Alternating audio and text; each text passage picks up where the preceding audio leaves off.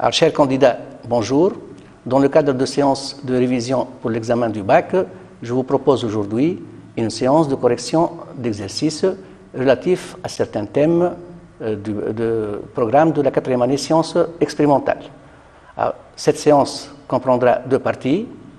Une première partie où on corrigera un exercice se rapportant au thème de la neurophysiologie et une deuxième partie où on corrigera ensemble un exercice se rapportant au thème de l'immunité de l'organisme.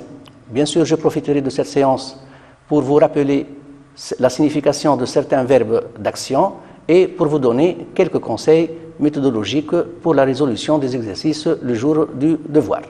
Alors, on commence, comme je vous ai dit, par la première partie consacrée à la neurophysiologie et le thème c'est la transmission synaptique et les phénomènes post-synaptiques. Alors, pour cela, donc, je vous propose un document. Alors, ce document-là donc, comporte un neurone post-synaptique et nous avons un ensemble de neurones pré-synaptiques notés NA, NB, NC et ND. Alors, au niveau de ce montage, donc, l'élève doit faire attention à la disposition des différentes électrodes d'enregistrement. Vous avez donc en principe 5 électrodes d'enregistrement, une électrode placée en A, une électrode placée en B, et une électrode placée en C, une électrode placée en D, et enfin une dernière électrode placée en E au niveau du cône axonique. Bien sûr, l'emplacement des électrodes doit être bien donc étudié parce que les phénomènes enregistrés vont être différents selon donc la position de l'électrode d'enregistrement.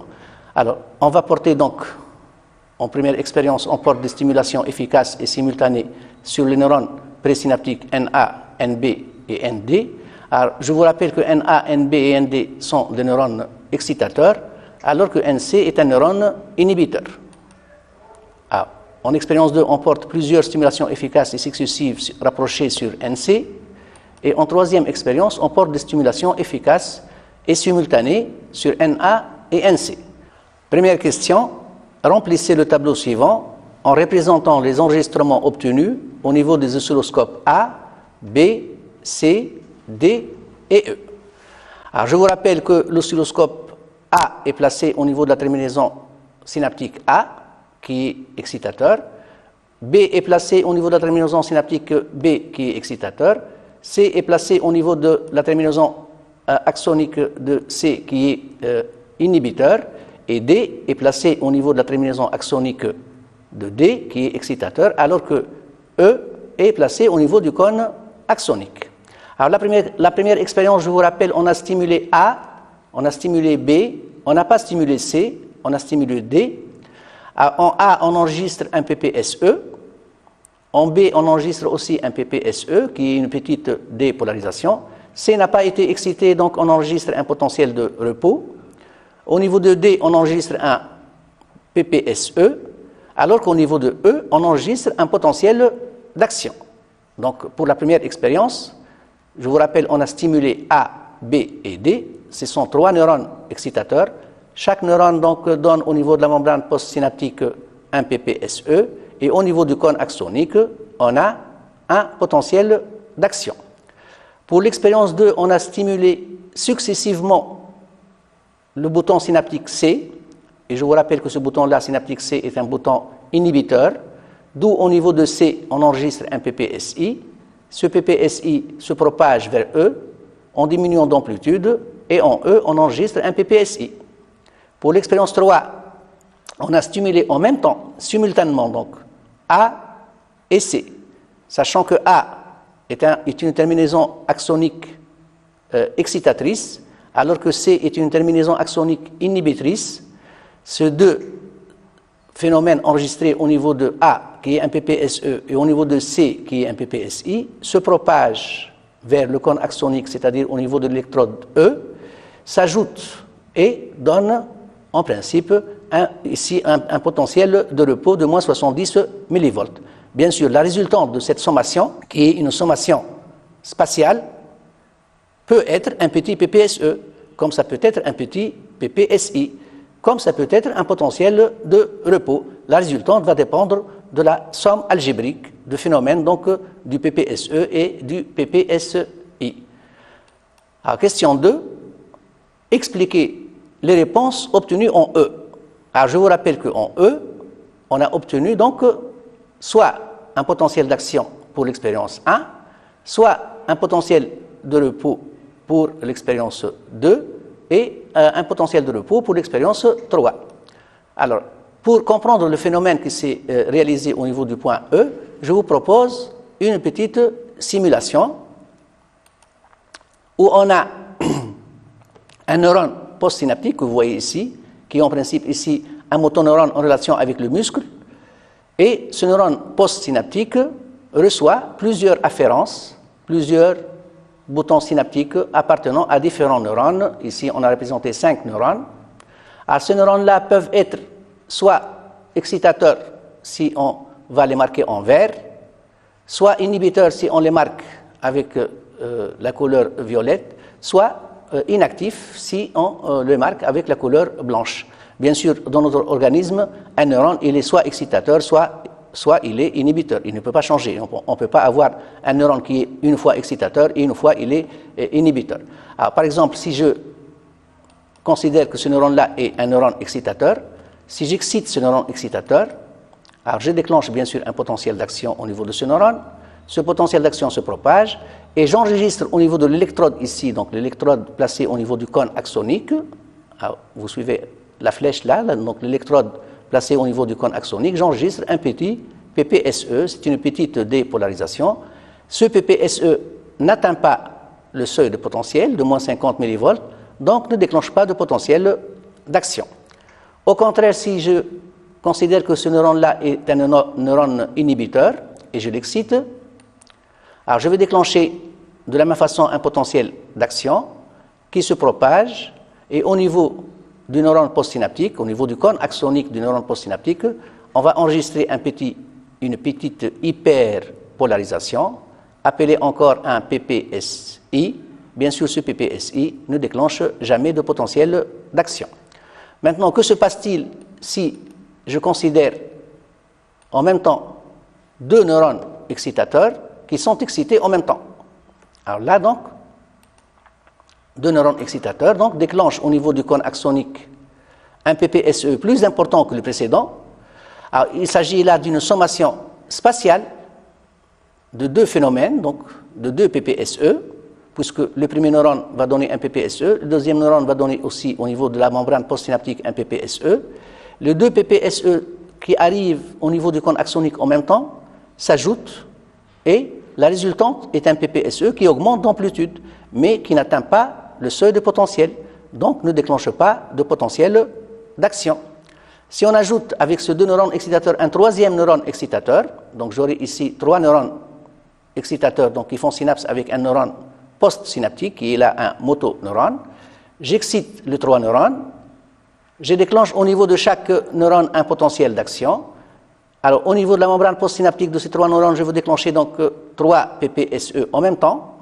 Ces 3 PPSE se propagent vers le cône axonique en diminuant d'amplitude, s'ajoutent par sommation spatiale, déclenchent un PPSE global qui atteint cette fois-ci le seuil, déclenche un potentiel d'action, et ce potentiel d'action va se propager vers le muscle et provoquer sa contraction. Alors, on reprend encore une fois cette animation. Alors, vous voyez donc la sommation spatiale de 3 PPSE qui donne un potentiel d'action et ce potentiel d'action se propage au niveau du motoneurone, atteint le muscle et provoque sa contraction.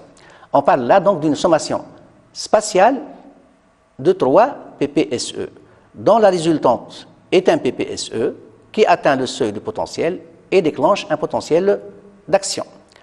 Pour l'expérience 3, où on a stimulé en même temps un neurone excitateur et un neurone inhibiteur. Donc je considère que ce neurone-là, il est excitateur, ce neurone-là, il est inhibiteur, ce neurone-là, je vais le rendre inactif, et j'excite au même moment donc un neurone excitateur et un neurone inhibiteur. Alors je déclenche donc au niveau du premier neurone excitateur un potentiel d'action, au niveau du deuxième neurone inhibiteur un potentiel d'action, au niveau de la membrane postsynaptique j'aurai un PPSE pour le neurone excitateur, pour le neurone inhibiteur au niveau de la membrane postsynaptique j'aurai un PPSI, Au niveau du cône axonique, le PPSE et le PPSI s'additionnent par sommation spatiale et nous donnent, dans ce cas-là, un potentiel de repos. Alors, donc, le phénomène enregistré au niveau donc, du cône axonique pour l'expérience 2, donc je résume là. Alors, les 3 PPSE obtenus en même temps en A, B et C se propagent vers E en diminuant d'amplitude et s'additionnent par sommation spatiale pour donner un PPSE global qui atteint moins 50 mV, qui constitue le seuil du potentiel, d'où déclenchement d'un potentiel d'action au niveau de E. Alors, le moins 50 mV constitue donc le seuil du potentiel. Toute dépolarisation donc, doit atteindre au niveau du cône axonique cette valeur-là pour déclencher un potentiel d'action.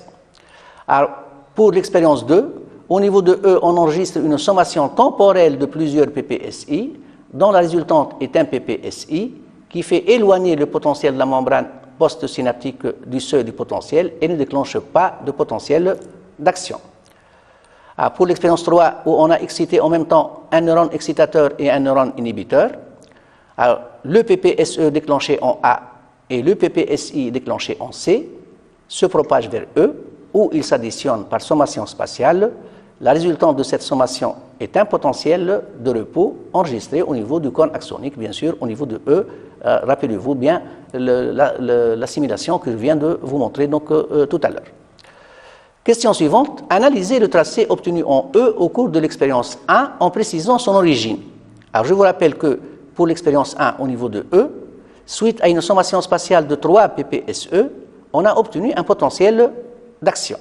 Alors là, on vous demande d'analyser le tracé obtenu en E. Alors, le verbe analyser, c'est-à-dire, là, on va analyser une courbe, qui est la courbe du potentiel d'action. On doit décomposer cette courbe donc, en parties significatives et donner donc la signification de chaque partie de cette courbe. Ensuite, on doit préciser l'origine, donc après avoir analysé, on va préciser l'origine de ce potentiel d'action qui a été enregistré au niveau du point E. Le point E, je vous rappelle, c'est le cône axonique. Alors là, vous avez devant vous donc la courbe d'un potentiel d'action que j'ai décomposé en points A, B, C, D, E et F. En même temps, je vous ai représenté ici donc les charges au cours des phases du potentiel d'action.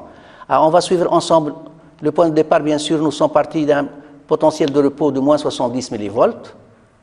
Ensuite, l'excitation efficace a déclenché une première phase de A jusqu'à C. Cette phase-là est appelée une phase de dépolarisation. Alors, AC, c'est une phase de dépolarisation, pendant laquelle la négativité interne s'inverse en positivité et la positivité externe donc devient une onde de négativité. Donc la phase de dépolarisation est une onde de négativité externe accompagnée par une onde de positivité interne.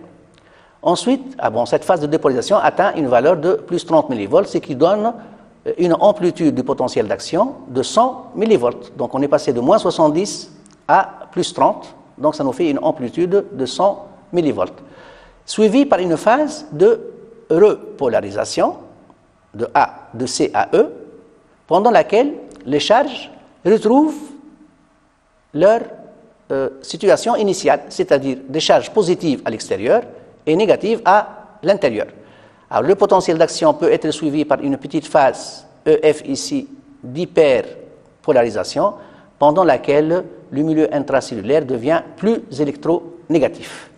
Alors donc, les différentes phases, je rappelle donc les différentes phases, une phase de dépolarisation, pendant laquelle donc la négativité interne, la positivité interne, s'inverse en négativité, et la négativité interne s'inverse en positivité. Une phase de repolarisation, pendant laquelle, donc c'est de C à E, pendant laquelle la fibre retrouve ses charges initiales, c'est-à-dire des charges positives à l'extérieur et négatives à l'intérieur, et une phase d'hyperpolarisation pendant laquelle la fibre nerveuse devient plus électronégative. Alors, maintenant, l'origine de ça c'est une analyse. Là donc, on a terminé l'analyse du potentiel d'action. Alors, l'origine de ce potentiel d'action est ionique. Et là encore, je vous propose une petite animation donc, qui va nous montrer l'origine du potentiel d'action.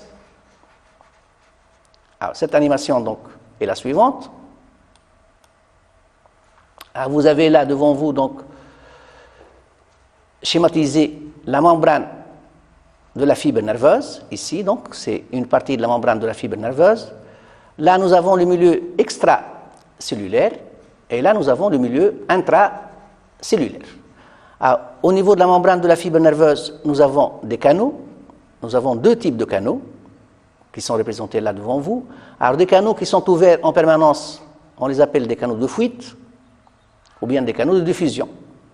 Et des canaux qui sont fermés en principe au repos, et ce sont les canaux voltage dépendants.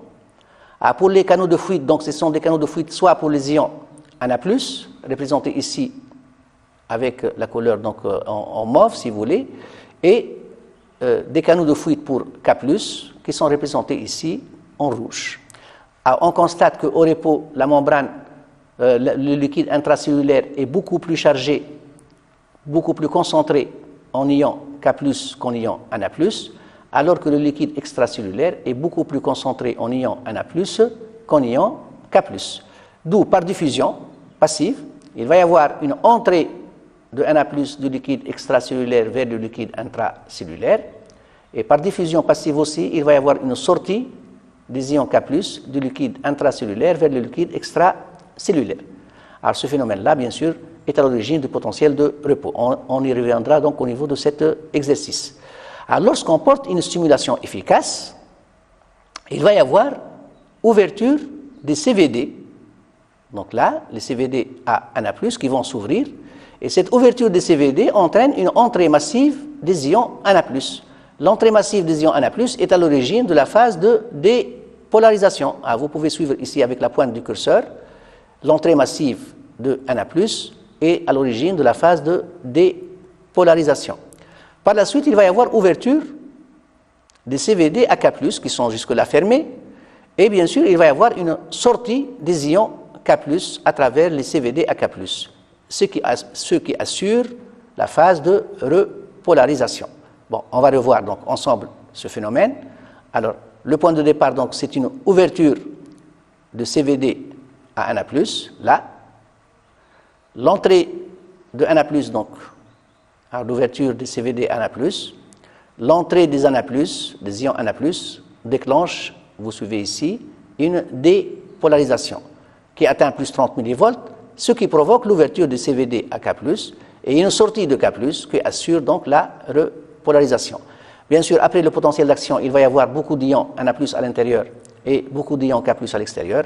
La pompe à sodium-potassium, que vous voyez là matérialisée en noir sur votre écran, va bien sûr chasser les ions Na+ vers l'extérieur et faire pénétrer les ions K+ vers l'intérieur de la fibre nerveuse.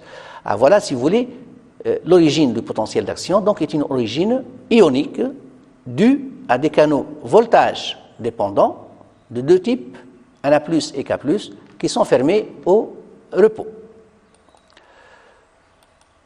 Donc, en E, on a un potentiel d'action qui comprend une phase de dépolarisation pendant laquelle la négativité interne diminue et s'inverse en positivité, suivie d'une phase de repolarisation pendant laquelle la négativité interne retrouve sa valeur initiale. Alors, l'explication ionique de ce phénomène de potentiel d'action, à la phase de dépolarisation est due à l'ouverture des canaux voltage dépendants à Na+, ce qu'on a appelé tout à l'heure les CVD à Na+. Et bien sûr, lorsqu'on ouvre ces canaux voltage dépendants à Na+, il va y avoir une entrée, ce qui entraîne donc une entrée massive de ces ions à l'origine de l'inversion des charges, et la DDP atteint plus 30 mV. Alors, je vous rappelle que le potentiel d'action a une amplitude de 100 mV. Alors, à cette valeur de la DDP, c'est-à-dire à plus 30 mV, les CVD à Na+ se ferment, alors que le CVD à K+ s'ouvre, ce qui entraîne une sortie de K+. Cette sortie de K+ assure la repolarisation de la fibre, c'est-à-dire on retrouve les charges positives à l'extérieur et négatives à l'intérieur.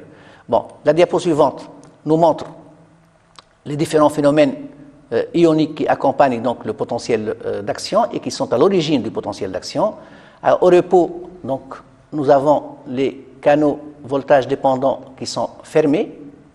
Donc, les canaux voltage dépendants sont fermés et la DDP, elle est à moins 70 millivolts. Pendant la phase de dépolarisation, la deuxième photo, donc, on a une ouverture des CVD ANA+, qui sont matérialisés en jaune sur votre écran, et une entrée des ions ANA+, du liquide extracellulaire vers le liquide intracellulaire. Pendant ce temps, les CVD AK+, qui sont matérialisés en rouge sur votre écran, sont fermés. Troisième diapo, devant vous donc, on atteint donc plus 30 millivolts, les CVD ANA+, en jaune donc, deviennent fermés, et les CVD AK+, en rouge, s'ouvrent, d'où une sortie de K+. La sortie de K+, va assurer alors la repolarisation de la membrane. L'hyperpolarisation, quatrième diapo, quatrième donc, photo sur votre écran, l'hyperpolarisation est expliquée par une ouverture des CVD à K+, qui reste ouvert pendant un temps légèrement donc, supérieur à celui des ions des CVD à ANA+, d'où une sortie légèrement excessive de quelques millimoles de K+, à l'origine de cette augmentation de la négativité et à cette hyperpolarisation. Alors, lorsque la DDP retrouve moins 70 millivolts, les deux canaux sont de nouveau fermés et on revient au potentiel de repos, ce qui est matérialisé donc sur votre écran au niveau de la cinquième photo. Et vous avez en bas donc les deux canaux CVD AK+ en jaune et ANA+, pardon, en jaune et AK+ en rouge qui sont tous les deux fermés. Alors, la question 4, analyser le tracé obtenu en E pour l'expérience 2 en précisant son origine. Alors, je vous rappelle que pour l'expérience 2, on a stimulé en même temps un neurone excitateur et un neurone inhibiteur. Et on a dit que par sommation spatiale, au niveau du cône axonique, on va avoir un potentiel de repos. Donc là, on nous demande d'analyser le tracé obtenu en E pour l'expérience 2, c'est-à-dire analyser le potentiel de repos et expliquer son origine. Donc c'est absolument la même chose. Alors, pour l'expérience 2, donc en E, on enregistre un potentiel de repos de valeur moins 70 millivolts.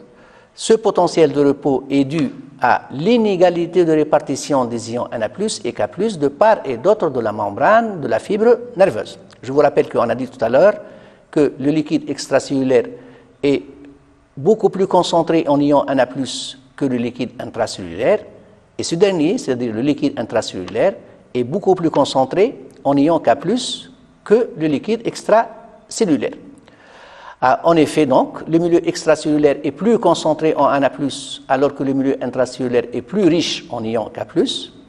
Cette différence de concentration entraîne une entrée passive des ions Na+, et une sortie passive des ions K+, à travers les canaux de diffusion qui sont ouverts tout le temps. Et ces canaux-là, donc, vont permettre le passage de ces ions Na+, et K+, selon le gradient de concentration. Donc là encore, le potentiel de repos a une origine ionique, mais cette fois-ci, les canaux qui interviennent dans ce potentiel de repos sont des canaux de diffusion et non pas des canaux voltage dépendants, comme le cas du potentiel d'action.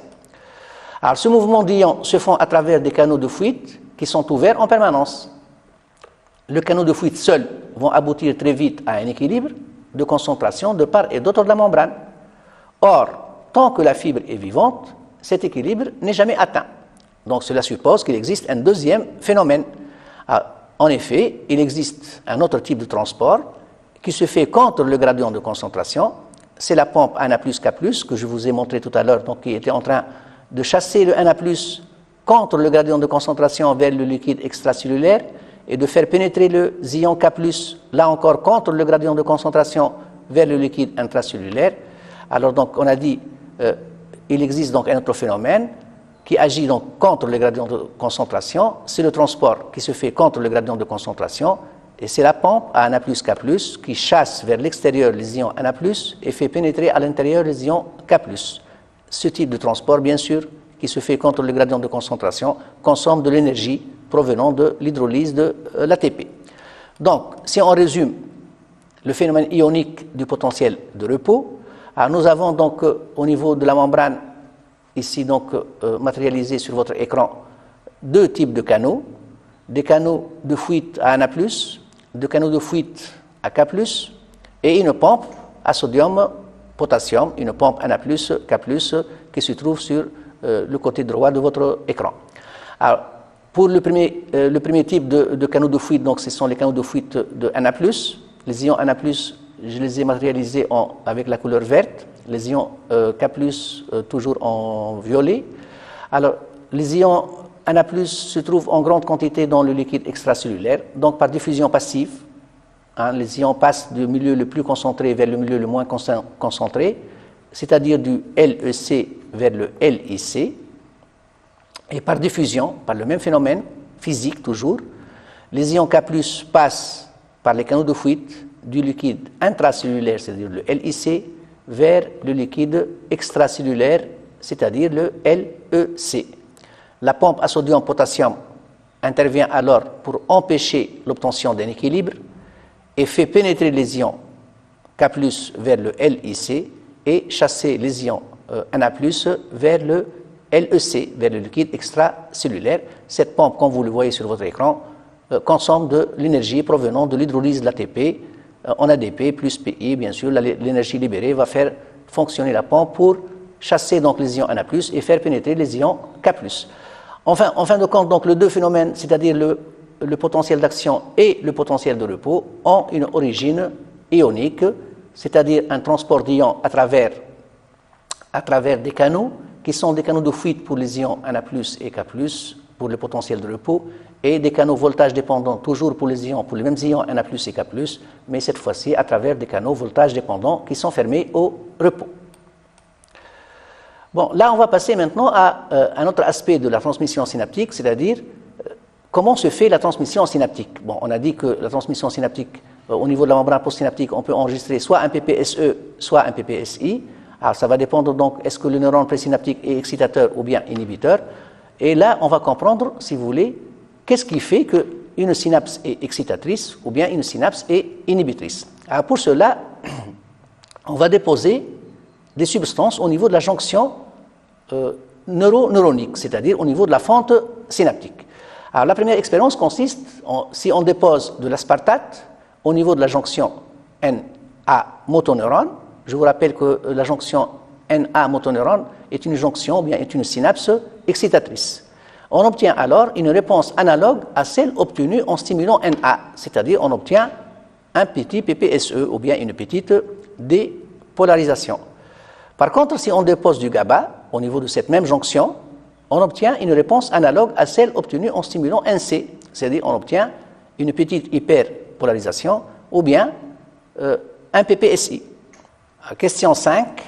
D'après les résultats précédents, quel rôle physiologique pourrait jouer l'aspartate et le GABA?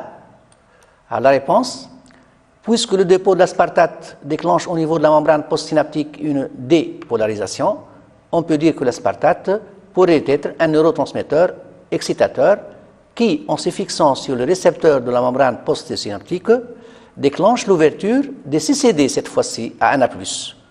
Alors, l'entrée de ces ions est à l'origine de la dépolarisation. L'entrée des ions, bien sûr, dans le liquide intracellulaire.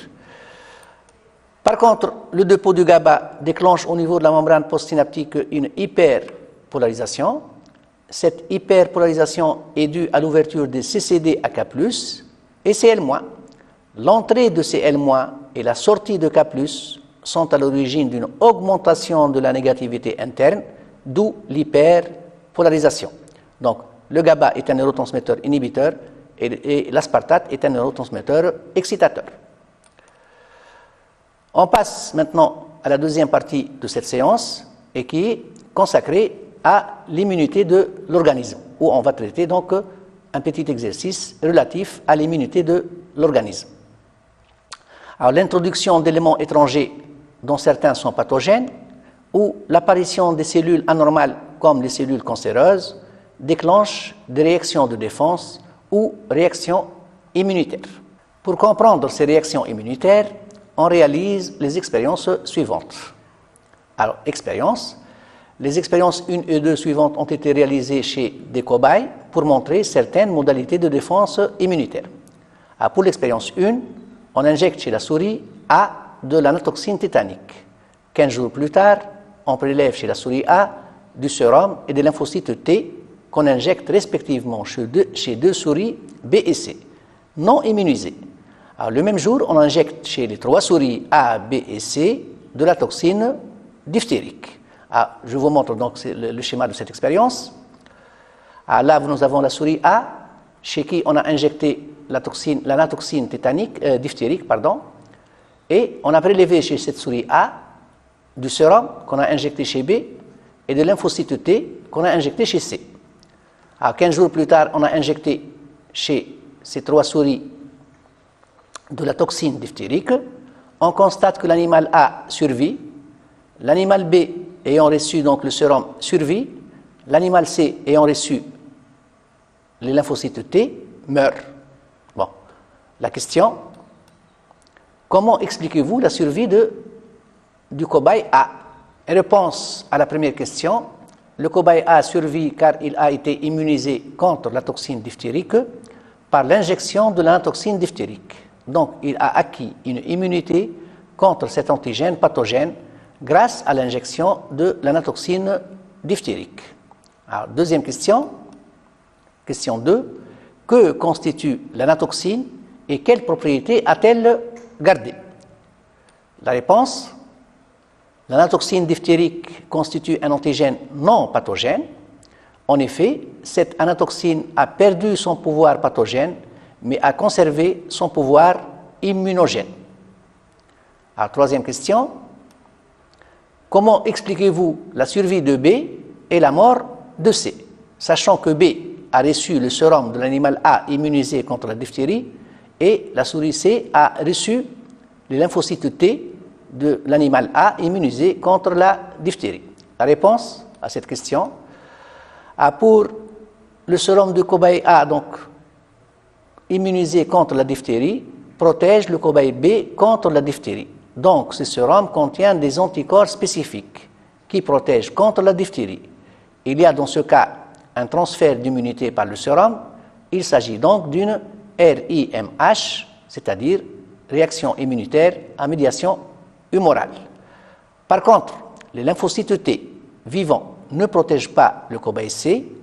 Ceci confirme que l'immunité contre la diphtérie est à médiation humorale et non à médiation cellulaire. Alors, diapo suivante. Pour l'expérience 2, donc la deuxième expérience, on va injecter chez la souris D du BCG. Le BCG, c'est un vaccin contre la tuberculose, qui immunise l'animal contre la tuberculose. Donc, c'est le bacille de Calmette et de Guerin, c'est donc une bactérie atténuée du BK. 30 jours plus tard, on prélève chez la souris D du sérum et des lymphocytes T, donc la même chose, qu'on injecte respectivement chez des souris E et F, non immunisées contre la tuberculose. Le même jour, on injecte chez les souris D, E et F des bacilles de coque vivants. L'expérience devant vous, donc, alors on a une souris D, chez qui on a injecté du BCG.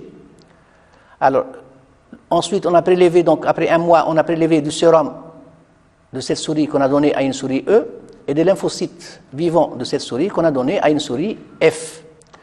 Alors, un mois après, on injecte chez les 3 souris D, E et F du BK.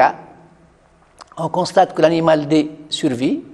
L'animal E qui a reçu le sérum cette fois-ci meurt. Tout à l'heure, l'animal qui a reçu le sérum de l'animal immunisé est resté en vie. Et l'animal F, pour ce cas-là, dans ce cas-là, l'animal F survit. Alors, la question, comment expliquez-vous la survie de cobayes D et F et la mort de E? Alors, la réponse à cette question. Alors, le cobaye D survit après injection de bacille de Koch car il a acquis une immunité contre cet antigène grâce à l'injection du BCG. Par contre, le cobaye F survit car les lymphocytes T vivants du cobaye D protègent F contre le bacille de Koch. Au contraire, le cobaye E meurt après injection de bacille de Koch car ce cobaye n'est pas immunisé contre le BK et le sérum de D cette fois-ci ne contient pas des anticorps qui protègent E contre la tuberculose. Si on compare donc les deux types de réponses immunitaires mises en jeu au cours des expériences 1 et 2 précédentes, alors je vous rappelle que pour la première expérience, le sérum a protégé l'animal contre la toxine diphtérique. Par contre, les lymphocytes T n'ont pas protégé l'animal. Dans l'expérience 2, les anticorps n'ont pas protégé l'animal contre le BK. Par contre, les lymphocytes T ont protégé l'animal. Pour l'expérience donc 1, il s'agit d'une immunité à médiation humorale qui se fait essentiellement grâce à des anticorps, alors que dans l'expérience 2, il s'agit d'une immunité à médiation cellulaire qui se fait essentiellement grâce à des LT vivants. Donc il s'agit de deux types de réponses immunitaires spécifiques, à savoir la RIMH qui fait intervenir des anticorps et la RIMC qui fait intervenir des lymphocytes T. Alors, quelle application médicale découle de l'ensemble de ces résultats et dans quelles circonstances sont-elles applicables? Alors, il va y avoir donc deux applications médicales. Alors, deux applications médicales donc, peuvent être réalisées chez l'homme. D'une part, la vaccination, qui est l'injection d'un antigène atténué chez un individu sain pour le protéger contre le même antigène, mais qui est cette fois-ci pathogène. La vaccination est utilisée à titre préventif. Alors, la sérothérapie comme deuxième application, qui consiste en l'injection d'un sérum riche en anticorps spécifiques chez un individu malade. Alors, la sérothérapie est utilisée généralement à titre curatif. Ainsi donc prend fin cette séance. J'espère que les points développés étaient à la hauteur de vos attentes. Bonne révision et bonne chance.